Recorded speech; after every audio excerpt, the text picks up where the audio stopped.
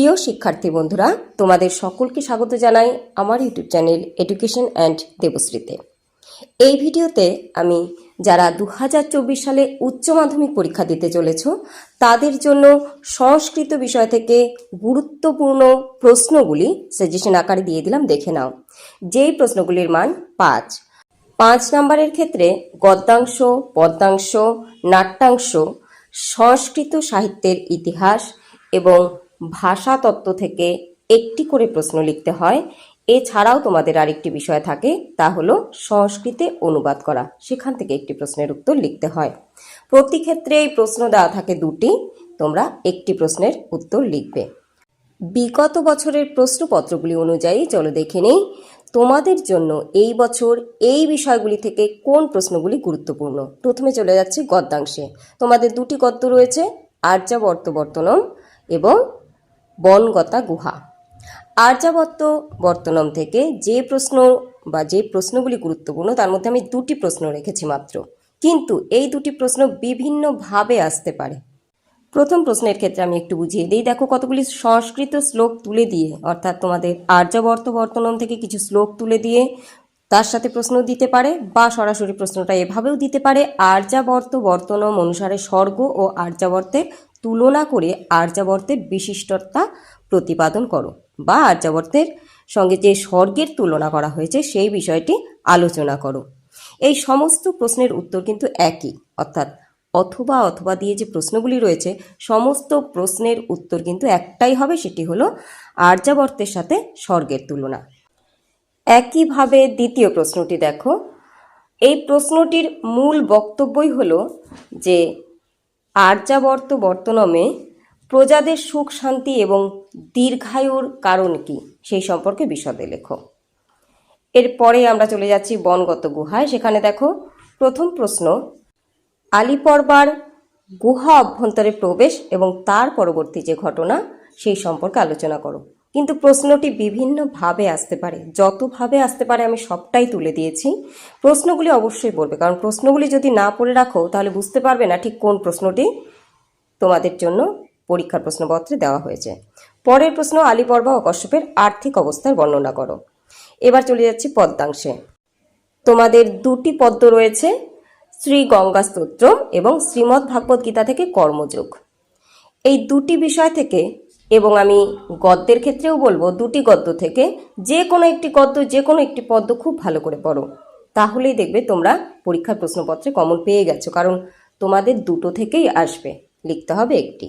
শ্রী গঙ্গা স্তোত্রম থেকে দেখো প্রথম প্রশ্নটি, গঙ্গার বর্ণনা কিভাবে করা হয়েছে তা লেখো। পরের প্রশ্ন, গঙ্গার মহিমা আলোচনা করো বা মাহাত্ম্য বা স্তুতি। এই প্রশ্নটিকে বিভিন্নভাবে দিতে পারে, বিভিন্ন সংস্কৃত শ্লোক তুলে দিয়ে বলতে পারে, প্রসঙ্গ এবং তাৎপর্য ব্যাখ্যা করো। আমি সেই শ্লোকগুলি তুলে দিয়েছি তোমাদের জন্য, দেখে নাও। এরপর চলে যাচ্ছি শ্রীমদ্ ভাগবত গীতা কর্মযোগ। এখান থেকে আমি একটি প্রশ্ন দিলাম, তা হলো ভগবান শ্রীকৃষ্ণ যে নিষ্কাম কর্মের কথা বলেছেন তার বিবরণ দাও। এই প্রশ্নটিকে আবার দিতে পারে, কর্মযোগ অংশের বিষয়বস্তু সংক্ষেপে লেখো। দুটির উত্তর একই হবে। এরপর রয়েছে নাট্যাংশ। একটি নাটক তোমাদের আছে, বাসন্তিক স্বপ্নম। এই নাটকটি থেকে কিন্তু তোমাদের কয়েকটি প্রশ্ন পড়তে হবে, কারণ এই নাটকটি থেকে দুটি প্রশ্ন আসবে, তোমাদের লিখতে হবে একটি। মোট আমি 3টি প্রশ্ন দিয়েছি, আশা করছি এই 3টির মধ্যে তোমরা দুটি পাবে। প্রথম প্রশ্ন, মূল চরিত্রগুলোর পরিচয় দাও। নাটকটিতে 3টি মূল চরিত্র আছে, ইন্দ্রবর্মা, কনকলেখা ও কৌমুদী। 3টি সম্পর্কেই অবশ্যই খুব ভালো করে পড়ে রাখবে, এবং এদের সাথে রিলেটেড যে গুরুত্বপূর্ণ লাইনগুলি সেগুলোও খুব ভালো করে পড়ে রাখবে, কারণ লাইনগুলি তুলে দিয়ে প্রশ্ন করতে পারে, বক্তাকে তার চরিত্রের বর্ণনা করো। দ্বিতীয় প্রশ্ন, রাজা ইন্দ্রবর্মা ও কনকলেখার কথোপকথন সংক্ষেপে লেখো, বা রিলেটেড একটি লাইন তুলে দিয়ে বলতে পারে, প্রসঙ্গ ও তাৎপর্য ব্যাখ্যা করো। এরপর তোমরা ইন্দ্রবর্মা এবং কৌমুদীর যে কথোপকথন সেটিও সংক্ষেপে পড়ে রেখো, এবং নাটকটির বিষয়বস্তু ও নামকরণের সার্থকতা পড়ে রেখো। এরপর আসছি সংস্কৃত সাহিত্যের ইতিহাস। এখান থেকে আমি দুটি প্রশ্ন দিয়েছি, শূদ্রক ও তার মৃচ্ছকটিকম সম্পর্কে লেখো, এবং টিকা বিশাখ দত্ত ও তার মুদ্রা রাক্ষস। আরেকটি পার্ট রয়েছে সংস্কৃত বৈজ্ঞানিক সাহিত্য। এখানে বৈজ্ঞানিক হবে, একটু টাইপিংয়ে ভুল হয়ে গেছে। একটু অ্যাডজাস্ট করে নিও। দেখো এখান থেকে দুটি প্রশ্ন দিয়েছি। সুশ্রুত সংহিতার বিষয়বস্তু সংক্ষেপে লেখো আর প্রাচীন ভারতের চিকিৎসা শাস্ত্র সম্পর্কে লেখো। এই দুটি বিষয় মিলিয়ে কিন্তু দুটি প্রশ্ন আসবে, তোমাদের লিখতে হবে একটি। এরপরে রয়েছে সংস্কৃত ভাষাতত্ত্ব। এখান থেকে দুটি প্রশ্ন দিয়েছি, তোমাদের দুটি প্রশ্নই আসবে এবং এই দুটি প্রশ্নের মধ্যে আমি আশা করছি একটি প্রশ্ন তোমরা পাবে। এরপর রয়েছে ভাব সম্প্রসারণ। দেখো ভাব সম্প্রসারণ দেওয়া খুব কঠিন বিষয়, কারণ কোথা থেকে কোন অংশটা তুলে দিয়ে ভাব সম্প্রসারণ করতে বলবে বলা খুব মুশকিল। তবু আমি বেছে বেছে 8টি দিয়েছি, তোমরা প্র্যাকটিস করো। আশা করছি তোমরা এই ভাব সম্প্রসারণগুলির মধ্যে থেকে একটি কমন পাবে।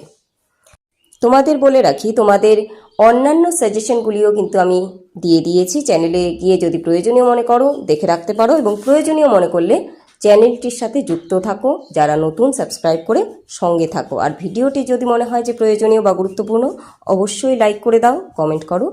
আর যদি অন্যান্য কোনো বিষয়ের সাজেশন বা নোট তোমাদের প্রয়োজন হয়, অবশ্যই কমেন্ট করে জানাও।